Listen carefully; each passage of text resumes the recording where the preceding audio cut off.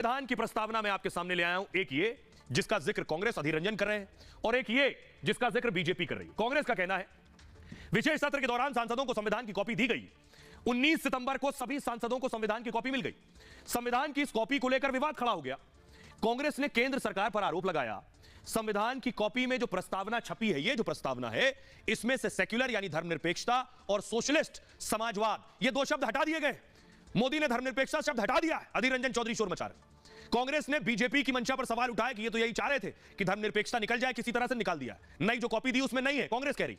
अधीर रंजन ने कहा 1976 में संशोधन में ये शब्द जोड़े गए थे इंदिरा गांधी के वक्त में, जिसमें धर्मनिरपेक्षता और समाजवाद जोड़ा गया था। संविधान की कॉपी में अगर ये शब्द नहीं है तो बहुत चिंता की बात है और संविधान में बदलाव संशोधन के बिना मुमकिन नहीं है। सुप्रीम कोर्ट ने एक फैसले में संविधान की प्रस्तावना को संविधान का हिस्सा माना। प्रस्तावना में ये शब्द हटाने के लिए भी संशोधन की जरूरत है।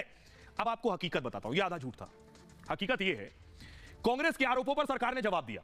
कॉपी में संविधान की मूल प्रस्तावना को शामिल किया गया, यानी जब प्रस्तावना और संविधान लागू हुआ उस वक्त उसमें सेक्युलर यानी धर्मनिरपेक्षता और समाजवाद जैसे शब्द इसमें नहीं थे।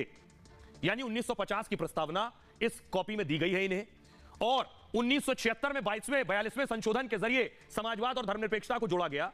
दावा किया जा रहा है कि सांसदों को जो संविधान की कॉपी दी गई है उसमें मूल प्रस्तावना के साथ यानी 1950 की प्रस्तावना भी जुड़ी है और 1976 की प्रस्तावना भी जुड़ी है। मूल प्रस्तावना के साथ संशोधित प्रस्तावना भी है। पहले पन्ने पर मूल प्रस्तावना जबकि दूसरे पन्ने पर संशोधित प्रस्तावना है जिसमें सेक्युलर और सोशलिस्ट लिखा हुआ है।